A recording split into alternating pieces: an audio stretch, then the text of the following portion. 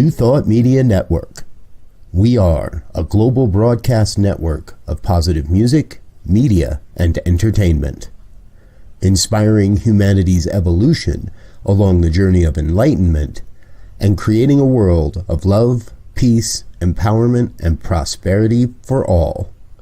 New Thought Media Network. Positively inspiring.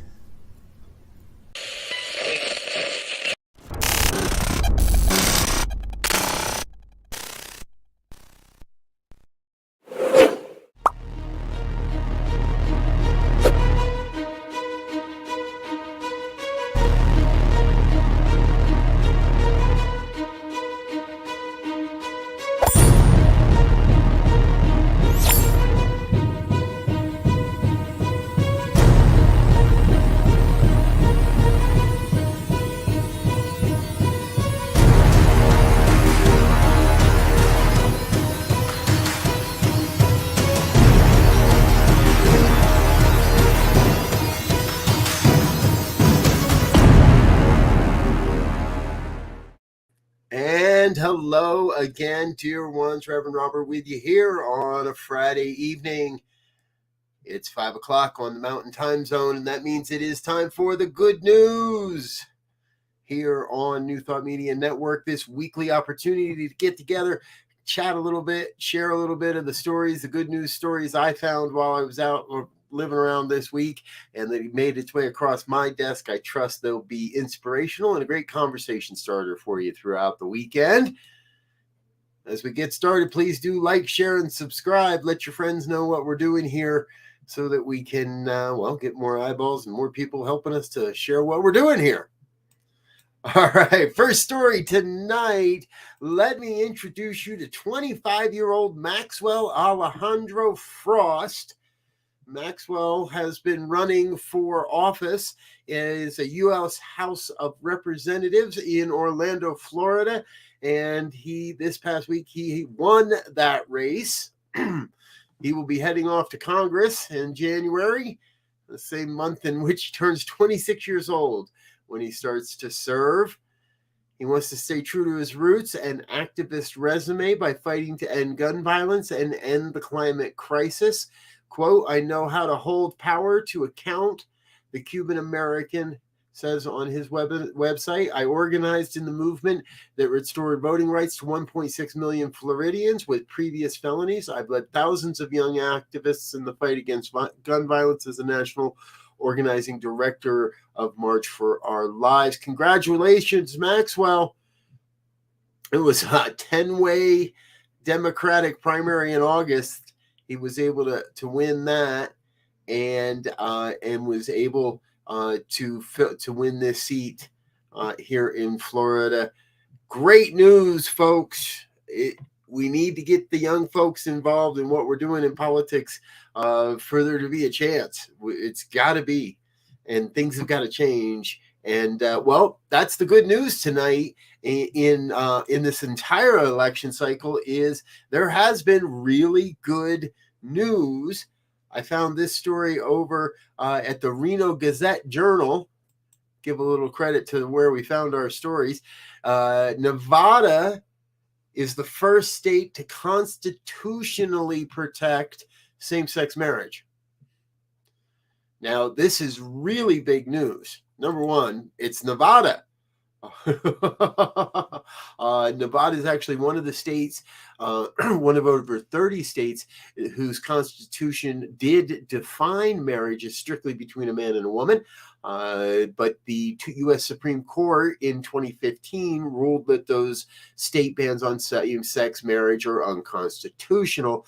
However, with the recent upheaval and everything that's going on in the world of federal law, Nevada wanted to protect marriage in its state.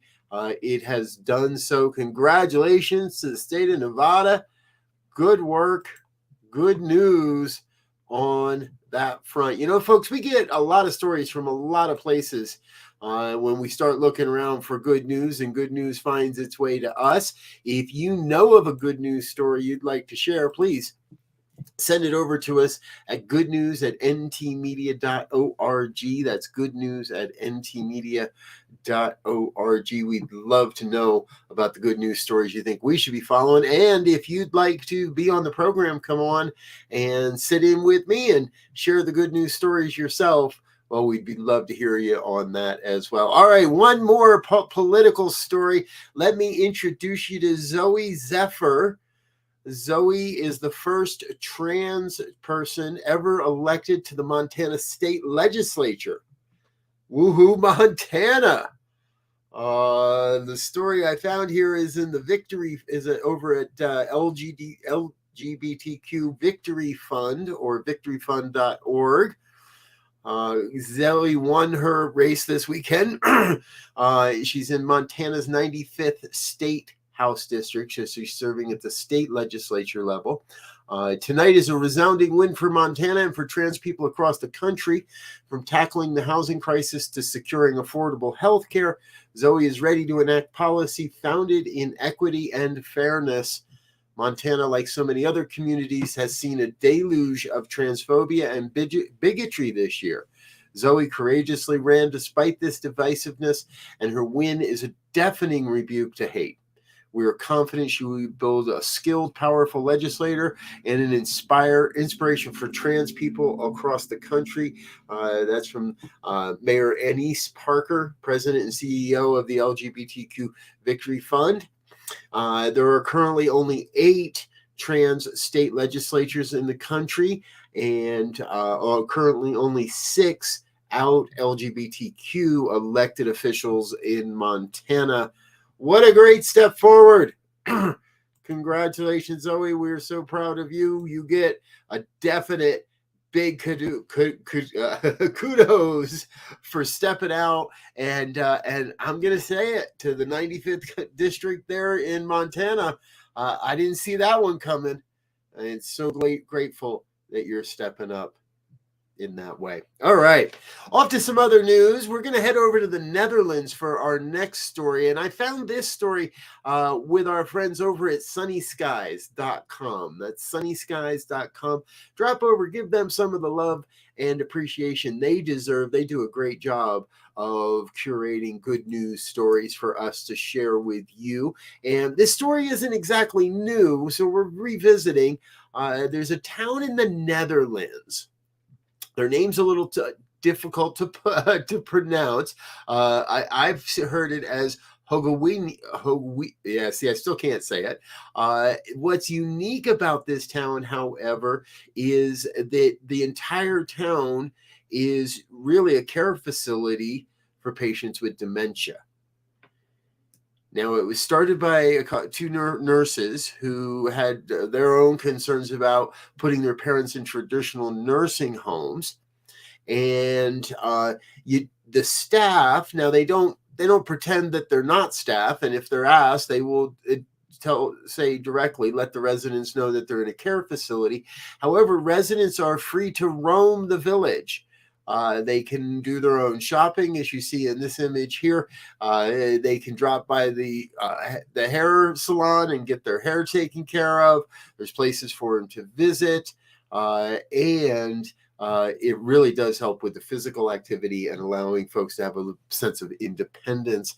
The village currently cares for more than 150 residents in 27 houses. There's about 6 or 7 residents per home, and generally at least 2, if not 3, staff members per resident on site at all times. Now, here's the fun part, folks. This has been going on in the Netherlands. My question is, why aren't we making this happen here in the U.S.? I would have to believe there are plenty of opportunities and plenty of spaces, and we just got to get some wherewithal and some people with some money to say okay and make all this happen. Traditional nursing homes are expensive in this country and truly, in many ways, deplete people's entire life savings and investments. I think finding a more holistic model is exactly what this philosophy, New Thought Media, and our ministry, New Thought Media Network, is all about. Perhaps this is a place where you can share. Perhaps this is a place where you feel called to play. If so, please do. We'd love to hear more. All right, we're going to take a quick break here and let our sponsors say hello and thank you. And let me grab a quick drink of water so that I could take care of that. I'm Robert Brzezinski. This is a New Thought Media Network. This is the good news. We'll be back in just a moment or so. Stay tuned. Don't go anywhere. We'll be right back.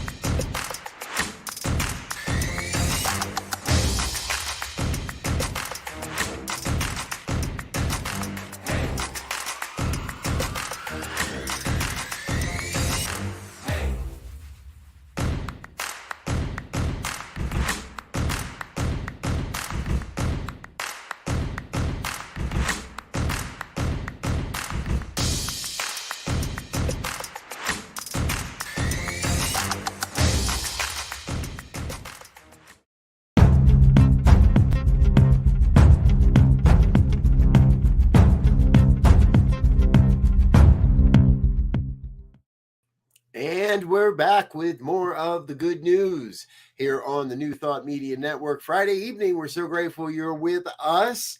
I want to share another community story with you here this evening. And this one is about a South Carolina community, Greenville. They came together recently to make 10,000 sandwiches in one day. They gave them away to local food banks, schools, soup kitchens, and shelters. Now, this was in honor of the amazing legacy of Eugenia Duke, who's a local businesswoman. Now, she bucked pretty much every norm about 100 years ago to start her own business. You might know of Duke's Mayonnaise. What I didn't know is that Eugenia and her daughter Martha began the company by selling homemade sandwiches to the army canteens. They made pimento, cheese, bacon, and mayonnaise sandwiches. 10 cents a sandwich, and they were so popular that they started to bottle the mayonnaise, hence Duke's Mayonnaise. Now, Duke's was involved, and they did supply mayonnaise for this project. The volunteers used around 1 ton of homemade pimento and cheddar cheese salad to assemble 10,000 sandwiches inside a historic downtown pavilion, which just happened to be the original location of the original Duke's Mayonnaise factory. Pretty cool story overall.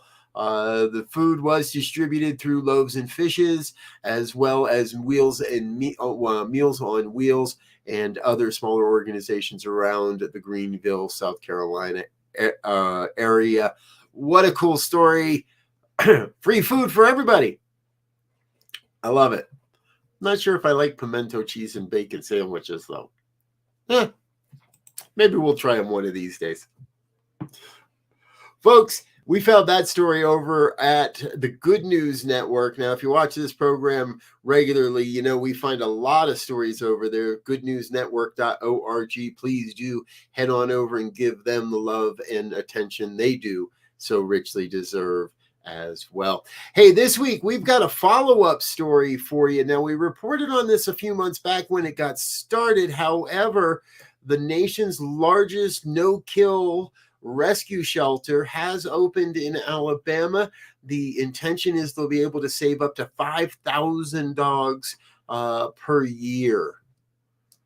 Now, this is an old renovated Greyhound training center, and they created it. They turned it into their facility there. It has the capacity to save, rehabilitate, and adopt up to 5,000 dogs per year.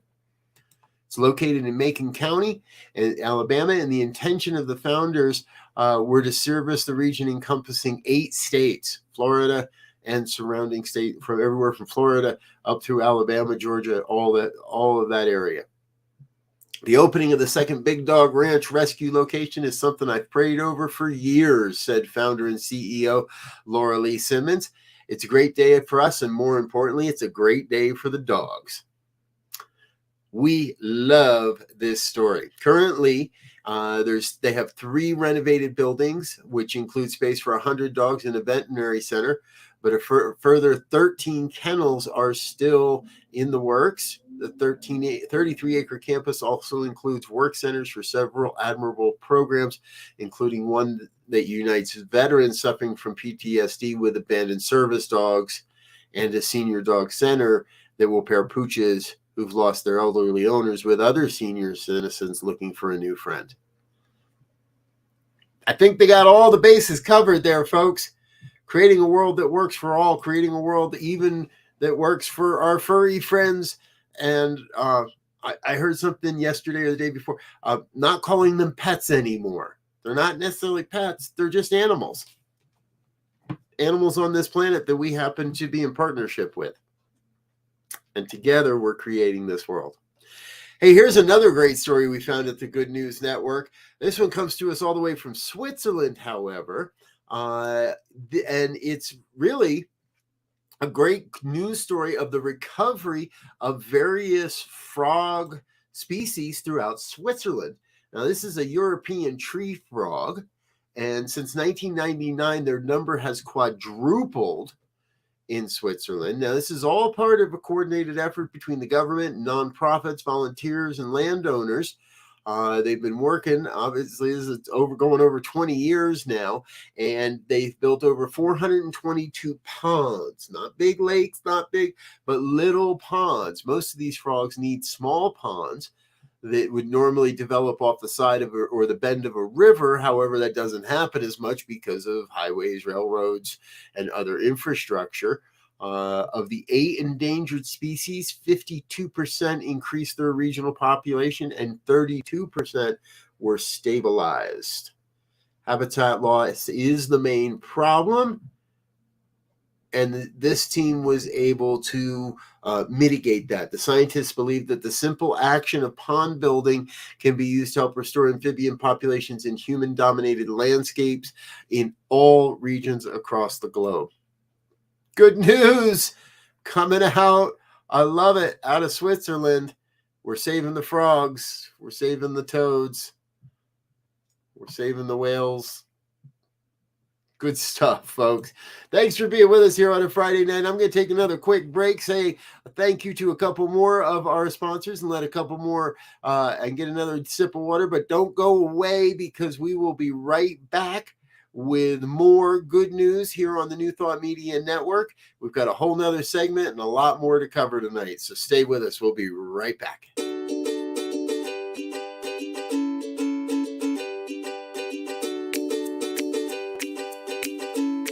Thank you, Center for Spiritual Living Denver, for your continued support.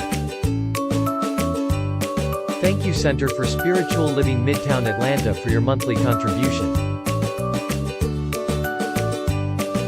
Thank you, Center for Spiritual Living North Jersey, for your monthly contribution. And please help us welcome Om Center for Spiritual Living in La Mesa, California. Thank you for your monthly donation. Thank you, Center for Spiritual Living Seattle, for your most generous donation. And a special thanks to Hefferlin Foundation for your generous technology grant.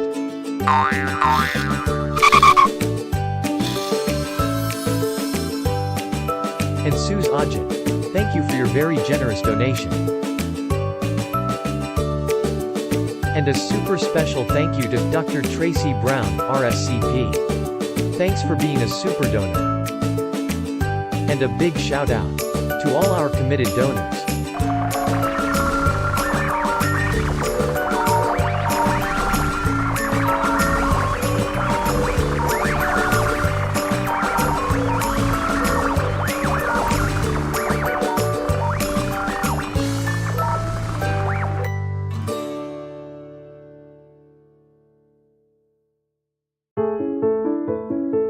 New Thought Media Network. We are a global broadcast network of positive music, media, and entertainment, inspiring humanity's evolution along the journey of enlightenment and creating a world of love, peace, empowerment, and prosperity for all. New Thought Media Network. Positively inspiring.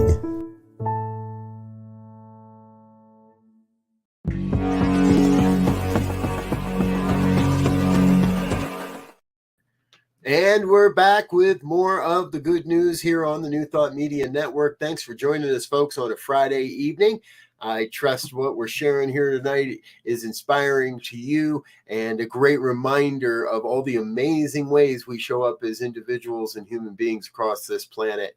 I love celebrating the good news that happens in our world, and I love celebrating you. I want to say one more time, thank you to all of our committed givers and organizational sponsors, everyone that helps make this network happen with your financial love, gifts, tithes, and offerings. It may go so far to make sure we're able to do what we do and continue to bring you this wonderful programming and expand what we've got going on around New Thought Media Network. Good big stories coming in that regard real soon. You can stay tuned for those. In the meantime, let's go back into our good news stories. I want to introduce you to Antoine Moses. Mr. Moses lives in Canada. He's been on a personal mission. He's 23 years old. He's from Quebec, and he now holds the world record. Yes, the Guinness World Record for the most trees planted in 24 hours. Anybody want to guess? Here it is. Now, the previous world record, we'll help you figure this out a little bit. The previous world record was 15,170 trees. And that record was set in 2001 when Mr. Moses planted a tree every 3.5 seconds, about 16 trees a minute. The total, 23,060 trees in 24 hours. There's a video of him throwing shovels in the dirt. It's amazing how quick he does this. Now, he is an amateur athlete. He's running has run multiple marathons, is training for an upcoming Ironman. And so he approached this sort of as a sport and decided that he wanted to do this as a way to remember a friend of his who has passed away.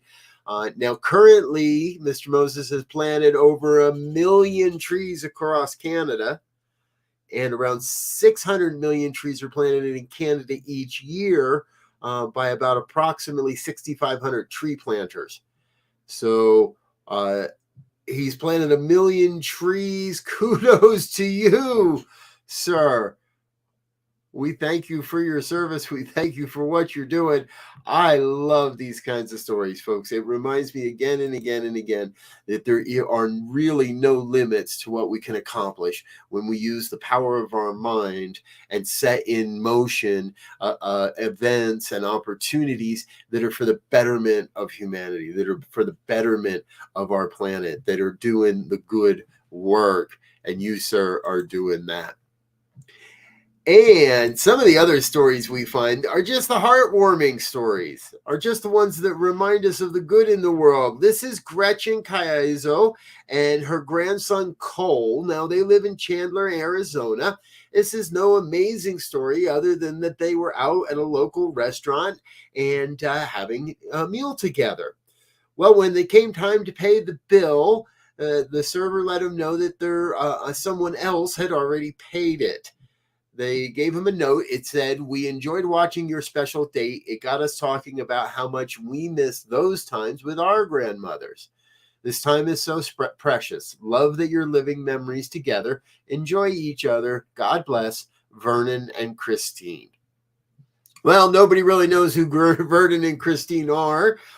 Maybe that server knows who they are, and maybe they'll be at that restaurant again sometime. However, if you happen to know who Vernon and Christine are, please give them a big kudos. Let them know that they make life a better place by their generosity and their kindness. Adam posted a note on his social media with a caption that read, "Random acts of kindness amaze me. I'm so grateful there is still beauty and kindness in this world, especially when it seems so far to find some days." So I think that's supposed to be so hard to find some days. Thank you, folks, for being good people in the world. That's what it's really all about. Random acts of good kindness. Now, sometimes in our lives, however, we find those stories that are about the people that are, well, paid to put their life on the line. And yet it reminds us how good of life can be. This is a picture of an apartment building in New York City. Now, New York's Manhattan firefighters are world renowned. And what they're doing here is called a roof rope rescue. Witnesses say that, and it's a little tough to see, I know, in that picture. Witnesses say that after a fire broke out, a woman was trying to climb out of the window there in the middle of that picture and was dangling by her fingertips. Firefighters broke out from the apartment above and the apartment below and were able to rig up a rope rescue and lower one of the firefighters down to the lower level. Here's the team following up after they've had a chance to get cleaned up. Now, this is, again, the work that these folks are trained to do, and they did it well, and they saved lives. So we want to give them a big kudos as well. There is news coverage and all that. You can check that all out over on the website, goodnewsnetwork.org. Not hard to find the story, and then you'll be able to find the video and take a look at that as well. Hey, before we go tonight, I want to visit another story, and we've reported on this prior. I didn't know about this until recently, actually, that there is actually an award for a highway angel. And not long ago, we told you about a highway angel.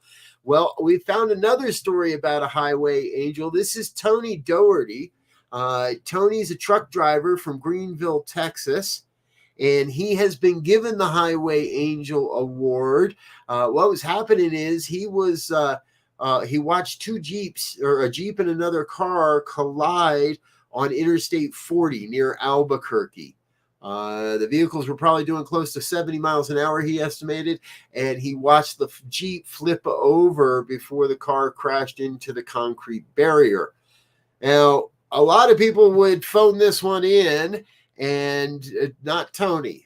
Tony was actually on the far side of the highway, traveling in the opposite directions, was able to stop his rig, happens to have an EMT bag with him, as he has a history as an EMT, grabbed his bag, ran across the highway.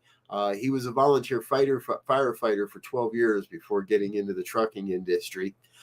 As he was hopping over the barrier, of an off-duty police officer who happened to be nearby pulled up, recognized that Tony had background, and the two men raced into the scene. They were able to pull the folks. They were able to get the first driver stable, and the second woman, a younger woman, was shaken but did not receive any serious injuries.